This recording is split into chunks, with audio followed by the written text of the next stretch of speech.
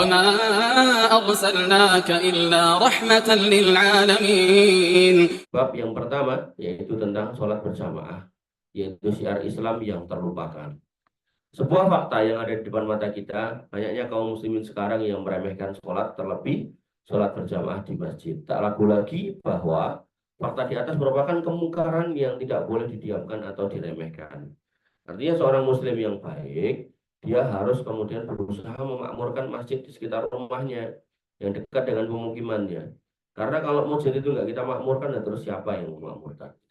Sebagai seorang muslim kita pasti mengerti tentang kedudukan sholat yang begitu tinggi dalam Islam.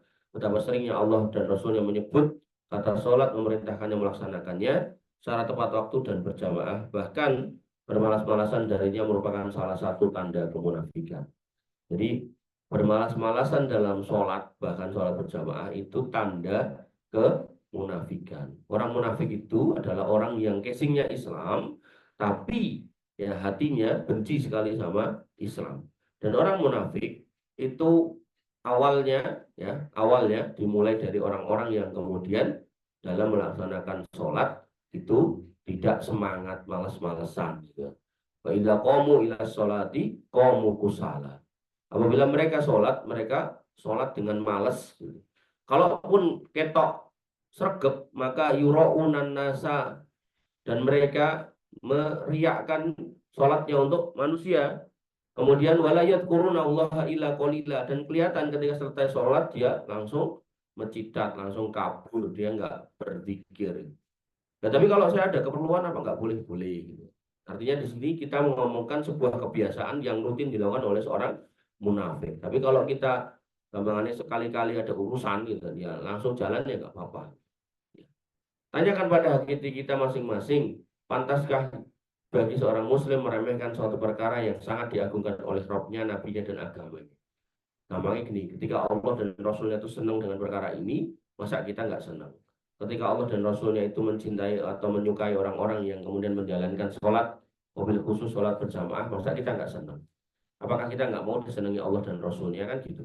Sehingga ketika ini menjadi bagian dari yang disenangi oleh Allah dan Rasulnya, harusnya kita juga senang melakukannya.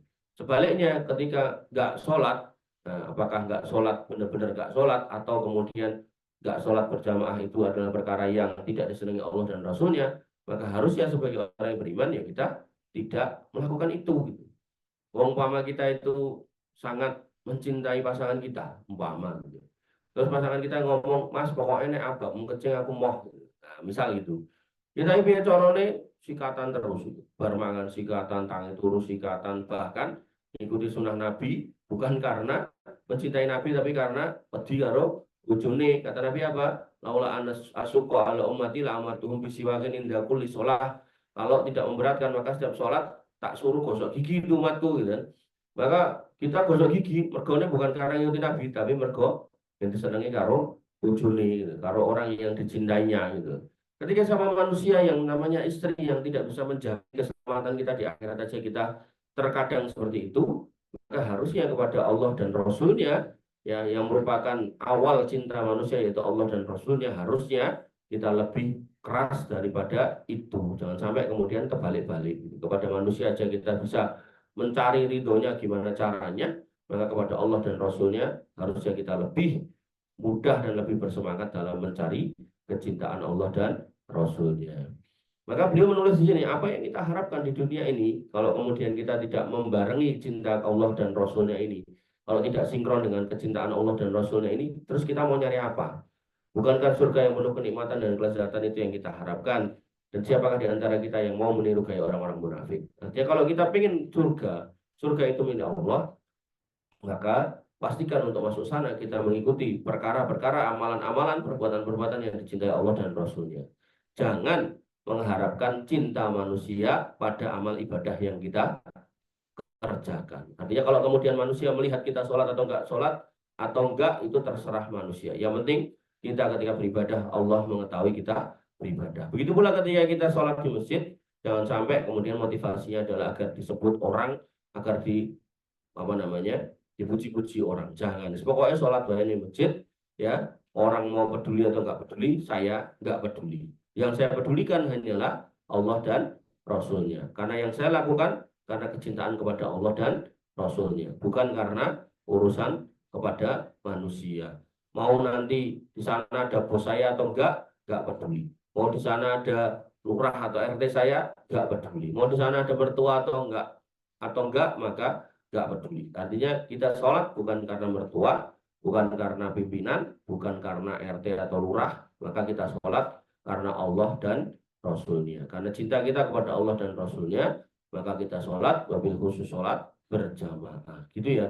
Jadi jangan sampai kemudian ya dioprak-oprak lagi, mangkat gitu kan. Maka orang yang beriman ya nggak usah nunggu dioprak-oprak. Ketika sudah dipanggil Allah Subhanahu Wa Taala melalui para muadzin, hayya ala sholah, hayya ala falah, yuk gendang segera mangkat. Kalau emang kemudian badannya kotor, gendang dibersihkan dulu, jangan sampai ya bareng aduk-aduk, barang-barang bau, ya bukannya ganti baju dulu langsung angkat di masjid, semangat, akhirnya ganggu jamaah yang lain. Makanya Allah Subhanahu Wa Taala mengatakan, ya khudu zinatakum inda kulli masjidin. Ambillah pakaian-pakaianmu, perhiasan-perhiasan kamu yang baik, ya agar kamu untuk sholat di masjid kalau mau pergi ke masjid. Jadi maksudnya itu kita suruh nata diri, bersihkan diri dulu, gitu kan. Kalau habis makan makanan yang berbau ya gosok gigi dulu. Kalau keringatnya banyak ya dilap-lapi dulu, gitu kan. Ganti baju, gitu kan. Jangan asal lari, gitu. Kecuali, gitu, kecuali ya dalam kondisi darurat, misal kayak orang-orang yang lugu di sawah, gitu kan. Dia mau sholat di sawah ya tentu pakai pakaian yang dipakai ya bisa. Tapi kalau dia mau ke masjid ya harus diganti dulu.